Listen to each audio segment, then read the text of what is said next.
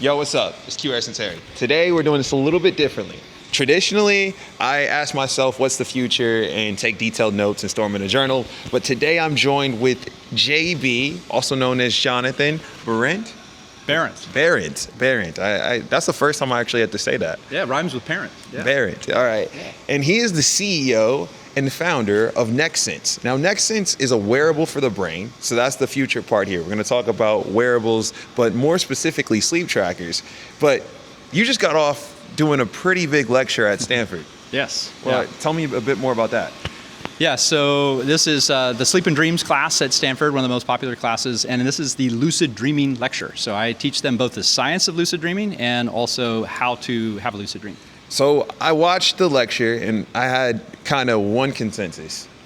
Sleep trackers are lying to you. Is that true? Sleep trackers are telling half-truths, I would say. So if you think about, rings or watches, bands, what they are trying to do is they're trying to derive how your heart is beating, because there are correlations between how you sleep and how your heart is. But do you get how that's it's a double derivative? So they're using PPG, which is light, to get blood flow to deduce heart rate, and that is deducing the brain state. But okay, I see what you're saying. So they're guesstimating with statistics, basically. Yes, they're trying to guess what sleep stage you're in and how long you slept. So in this case, I am gonna put the buds that you made in my ear. Yeah. And when I put the buds in my ear is closer to my brain. So how does that help? Yeah, so the buds are actually measuring EEG. So EEG is clinically validated for two things.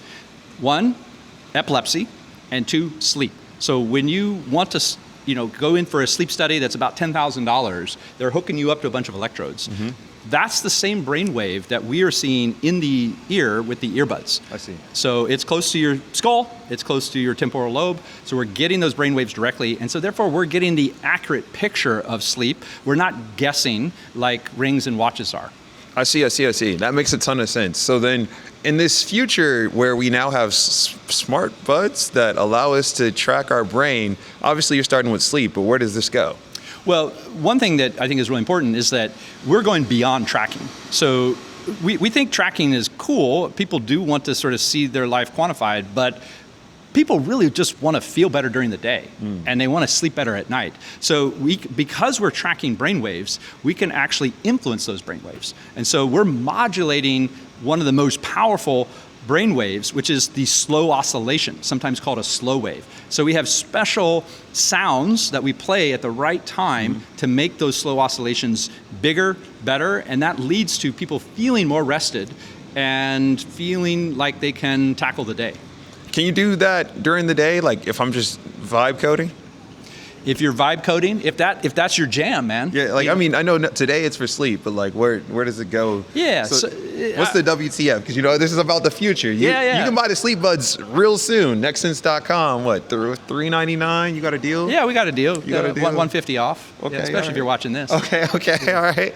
Now, and so yes, so you can use brainwaves to figure out how focused you are, or if you're in a flow state. So you can imagine that these will help you, especially in the future, be able to get into that zone where you're vibe coding, or whether you're, writing poetry. I see. You can find out what actually gets you there. Most people, they develop their routines. They have their coffee, they go for their run. They're trying to modulate their state through kind of trial and error. I see. With this, it could give you a more programmatic way to really get your mind in the zone. So these would be like your work buds, your sleep buds, your lifestyle buds. Life buds. Life buds, I see. And the EEG, what makes your company unique when it comes to that? Yeah, so most of the time to get EEG, you have to do kind of really crazy things. Like you have to scrape dead skin cells off. Really? And then you have to put gel, liquid gel, yeah. Right? But with ours, we have a special conductive polymer that is called a dry electrode, but it's a very special kind of dry electrode that you don't need to scrape dead skin cells. You don't have to put gel on. It just works. And it's very advanced. In fact, nobody has it. We've had pretty much every company that you can imagine come to us and ask us about it, because without it, it just doesn't work. I see. All right. So I don't. You have the ring. You have a watch. I have the watch. I have the buds. You have the buds. I was about to get to that. I think the more data you have, traditionally, the better you are. So, what are the benefits of having your complete sleep profile from like a wearable and also the buds? What's the benefit there? So I think there are some benefits. Even though we said they're half truths, there is a half truth there. There's something that's valuable, and it's very easy to wear all the time. You just have to remember to charge it, right? And sometimes it does other functions like as a watch. So it's going to just give some other data points. One thing they have that we don't have is temperature sensing. Okay. And so I would say the most common thing I hear from people wearing the Oura Ring, they're like, yeah, the sleep, I'm not sure if it's really accurate. I don't know what to do about it. I was like, well, then why don't you return it? It's like, well, it's the temperature sensing. Like when that thing goes up a half a degree or a degree, it does mean I'm getting sick. Okay. And so that's value. Okay. So I would say these things are really kind of sickness monitors more than sleep monitors. So the whole quantified self movement, did you follow that? Yep. All right. And for the people that are watching this, quantified self was we build these wearables and you can track all the data that comes out of your body and you can get signals like if you're getting sick, if you're having some health complications in the near future. What's your wearable story? Because you don't just start a wearable company without having some type of aha moment in the quantified self realm. What was that for you? Yeah. For me, it related to health, and so I was working on this project, and I was having a very vigorous conversation and got kind of activated. I probably had too much coffee that morning, and my Apple Watch went off, and it said I was in atrial fibrillation.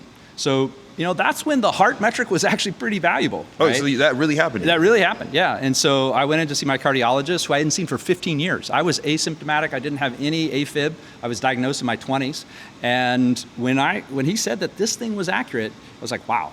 And I was like, man, we could actually create something for, at the time, I thought irregular brainwaves. Yeah. 1% of people have epilepsy. Right. Remember how I said it's clinically validated for sleep and epilepsy? Correct. And so we started this company with epilepsy in mind because I wanted to build an Apple Watch. Like, I always ask people, is this a medical device or consumer device? Everybody says consumer. I say, no, it's a medical device for me. Okay. I can get FDA grade ECG here. And so that's what I really wanted to do, at start was with to make EEG, that. with EEG. Yeah. I see. And that was how many years ago? That was 2019. 2019. And so you're one of the few people that have that life-changing story because of Apple Watch. Yeah. You're much better now though, right? I'm much better. Yeah, I don't have too much coffee. Okay. I try to avoid those type of conversations. I'm always charging my Apple Watch. I'm very grateful for it. But it continues to be inspiration. So we have been able to show you can get seizures on this, and we're still funded by pharmaceutical companies to build seizure forecasting. So I'm super excited that, I think we'll have seizure forecasting on here for those 1% of people. That would be a huge difference. I've talked to people with epilepsy. They're like, man, I just need 30 seconds. I'll pull off. How do you get the seizure forecasting?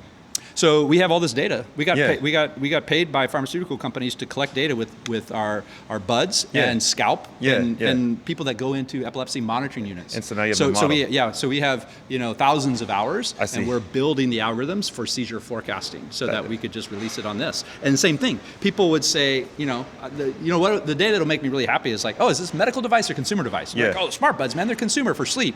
And I want somebody to say, hey, man, this thing gives me a seizure forecast. That'd be awesome. So smart buds today. Seizure forecasting, it seems like tomorrow. 10 years flow. What are we going to call that one? My vibe coder, my flow state. Your flow state tomorrow. Yeah. Seizure forecasting on the horizon. What's 10 years? What's 10 years? Dude, you're going to be able to communicate with people in your dreams. You're going to have two-way communication between dreamer and dreamer. So you got to back this up with science. Yeah, man. That was my lecture, dude. Were you not paying attention? I paid attention, but the people they weren't there. All right. You can Google my name, Ken Paller's name, two-way dream communication, cell biology. We gave math problems to people in the dream space. They signaled back. REM Space, a lab in California, they did dreamer-to-dreamer communication. So they had two people dreaming. They had the message through predetermined eye movements. It stayed on a server. And then when the other person got lucid, they played it, right? So that is going to happen. People are going to build the dreamer-to-dreamer app, and you're going to be able to communicate. It's going to be, I know it sounds crazy, social media, but it's going to be better than that. I mean, for most people, they have that person of their dreams. You can meet them. You can meet them. Okay, all right. I know how to summon. I learned from Stephen LaBerge how to summon whoever you want. Really? So, yeah, it's a summon. You saw it. It's Lucidity level 5. And there's an app for that coming soon? Well, somebody ought to write it. somebody to ride it. All right, man. That's the WTF for today. I appreciate you, JB. All right, Take man. care. Yep.